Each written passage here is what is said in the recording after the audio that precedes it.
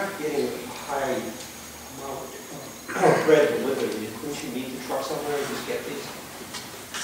Again, their delivery changes every day too. I mean, the way that the bakery, that industry works is people are calling in special orders. They never follow the exact. I mean, to a certain extent, I'm sure we could meet them somewhere, but that's. It just seems it seems like a hardship to me to have to find out where they are exactly and track them down. I mean, you're dealing with in Khaleesi Bakery, you're dealing with a huge logistical chain.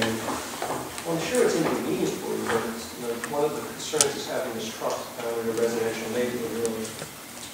Well, we'll get into that. Well, go ahead. Other than the bread deliveries, you have other deliveries during the day? yes. We have a produce delivery, which usually is fine. We don't need that until lunchtime, so it usually comes around 10 a.m. And then we also have a seafood delivery, but again, it comes around 10 or 11 a.m. So they're not, and we have a beverage, but they don't come till,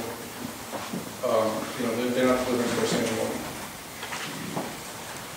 But pretty uniformly throughout the industry, if you're buying bread fresh, it's going to come in early in the morning because that's how bakeries work. And where is Khaleesi? Do you know where it's located? They're located in Cranston. What time do you actually start serving? 8 a.m. Yeah, they're continental into 6. Yeah, I know that. I'm just curious as to why he's able to start serving at 8 if he's getting deliveries at 10 o'clock in the morning. So we have two different menus. For breakfast, most of the other deliveries are for our lunch menu. Our breakfast is very limited. It's coffee and pastries. What size is the delivery truck, or what type of truck is it? It's is it a large truck or it's similar to a UPS truck. UPS truck? Yeah. As noisy as a UPS truck? I guess so. One of the issues is, though, is just being someone from the island, and sometimes, before work I go down there and go kayaking or swimming before we even open up, but you do see other trucks going down there, island rubbish trucks, you see some of the marina delivery trucks, you see, you see moving trucks every once in a while, but a lot of trucks use that area to turn around and go back and forth, and this is a van that's delivering us bread. It's really a necessity to our business.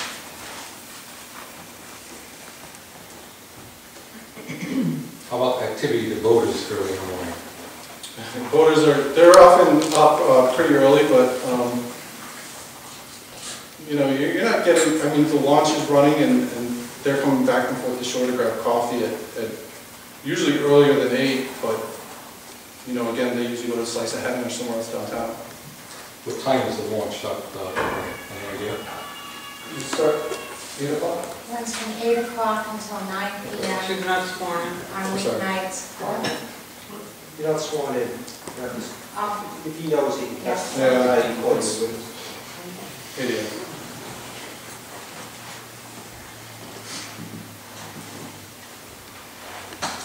Okay. Are you asking the board to remain open until 8 p.m.? Yes. And why are you asking for that reason? The main reason is to better service our marina customers. 6 o'clock, when we close the doors at 6 o'clock, a lot of boaters, as you know, the sunset doesn't set till around 8 o'clock, so a lot of boaters are just getting in. And there's been so many instances where we had to say, I'm sorry, we cannot serve you at 6 o'clock.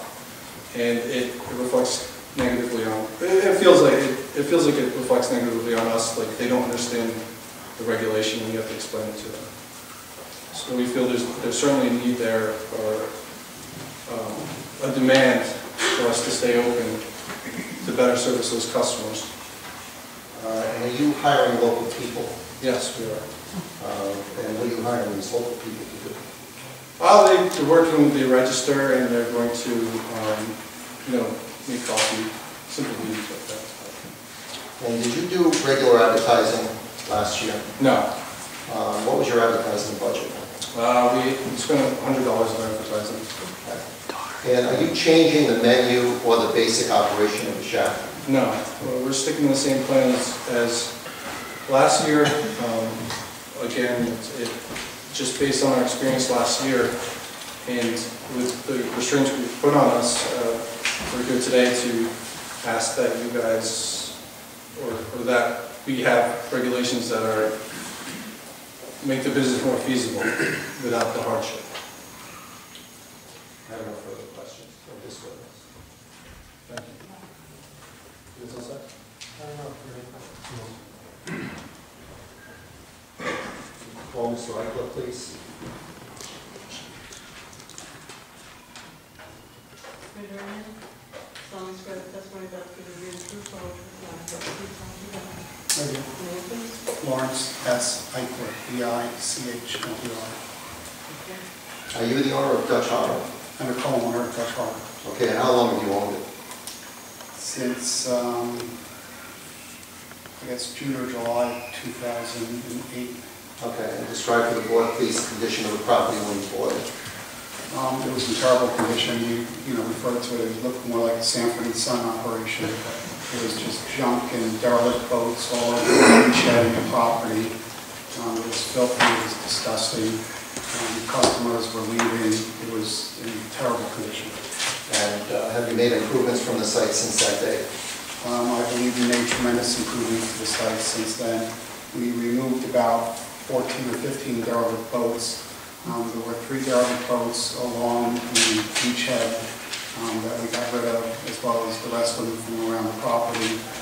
We cleaned up the shack building, which was a dilapidated building. We had to raise it, put in a new concrete floor.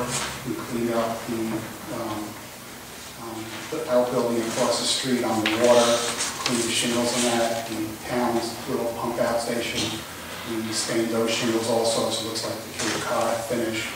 We painted parts of the other buildings, we cleaned the grounds. We, for the marine operations, we put a new railway system in the water. We had to engineer it, build new railroad tracks. In the water, we bought a new 23 Old Port launch for there. We fixed up and bought a new crane. We'll take notice of a lot of improvements. And do you consider your operation a marina? Yes. And how do you distinguish a marina from a boatyard? Well, I guess, for us as a marina, we service our mooring customers, as well as we have a tremendous amount of transient customers. We service yacht clubs from up and down the East Coast. The New Bedford Yacht Club, which is a premier club, they are coming in. We get Old Stonington, Greenwich, Catalina Club. We're getting yacht clubs coming all the time now. Transients, we have more transients that are coming back here. That were here years ago and then refused to come back again because the property is in such state of disrepair and disgust. Last summer, people have all heard that we've cleaned the place up and they now come back. And a lot of those people are now coming back on weekends. And also a lot of those people from Stonington and Greenwich are now coming up here and having a mooring with us. So for us, having a marina, we have the transients, we have the moorings, and we service boats. We do minor boat repairs, we do engine work. And as part of that, we have to provide laundry machines, which we have, the launch service, and we believe that it was necessary to have some type of restaurant on site to service our customers also. The customers have a choice wherever they can go. They can go to our place, or they can go to Wickford down on the west side, or they can go down to Greenwich or someplace else. In Greenwich, we need them to come to us, and in order to satisfy our customers, we felt that we needed the shack, which is just this 10 by 15 foot room with no on-site seating. So to me, that's part of the marine also. And also the other marinas, we did our work to see how to upgrade our facility for public access and for the waterfront, for the community, as well as other boaters. We did check out other marinas, and all the other marinas we saw had a restaurant. Most of the other marinas, 90% of them also had a liquor license, but they all had a restaurant.